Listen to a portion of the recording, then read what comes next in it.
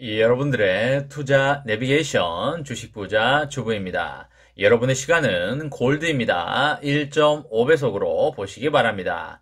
출첵과 구독, 좋아요도 누르시면 20만 전자 빠르게 간다는 말씀을 드립니다. 이번 시간에는 삼성전자 혼자 날았습니다. 여기와 손잡을 가능성 나왔고요. 안타까운 소식도 나왔습니다. 라는 내용에 대해 이야기를 해보겠습니다. 여러분, 금요일 다들 잘 보내셨나요?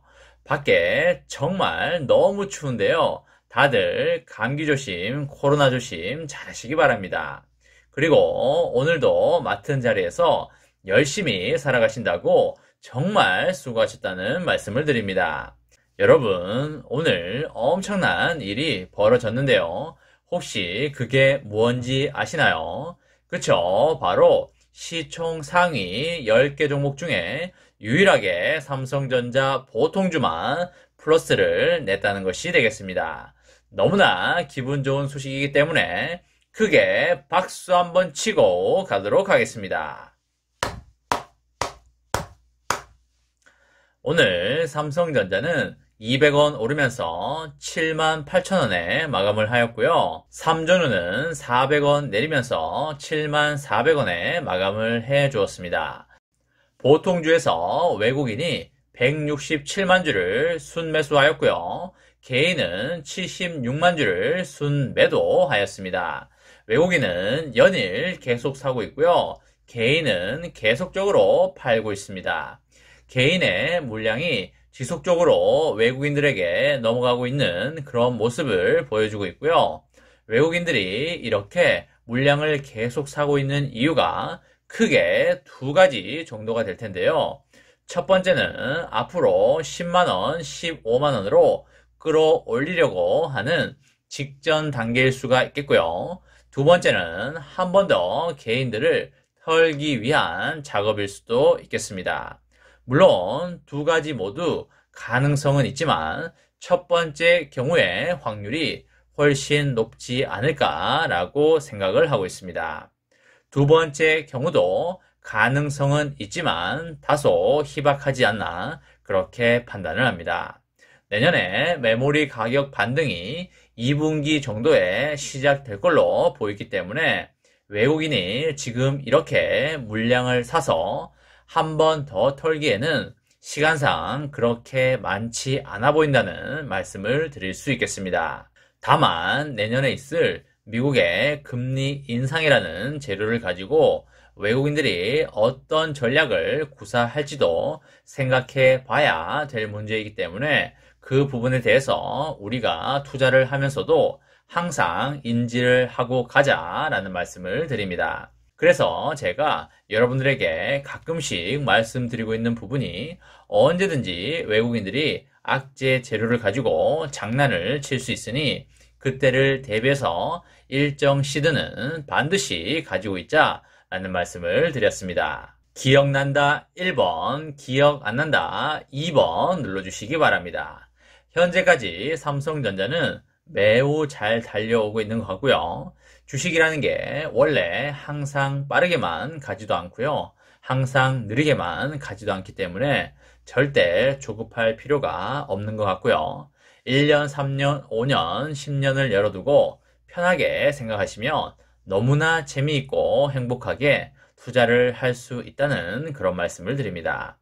여러분, 대만의 미디아텍이 스마트폰용 애플리케이션 프로세서 디멘시티 9000을 발표했다고 제가 전해드렸는데요. 이런 상황 속에서 삼정과의 협업 가능성에 대한 그런 소식이 나왔습니다. 일단 너무나 좋은 소식이기 때문에 크게 박수 한번 치고 가도록 하겠습니다. 미디아텍의 신형 AP를 탑재한 스마트폰에 3전에 2억 화소 이미지 센서를 공급할 수 있다는 그런 추측이 나오고 있습니다. 디멘시티 9000은 플래그십 스마트폰용 AP인데요. 대만의 TSMC의 4나노 공장에서 생산을 하고 있습니다.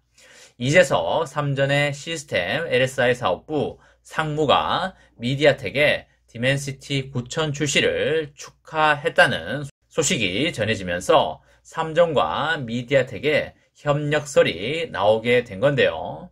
삼전의 세계 최초 2억 화소 아이소셀 HP1을 미디아텍의 디멘시티 9000용으로 최적화할 수 있다는 분석 때문입니다.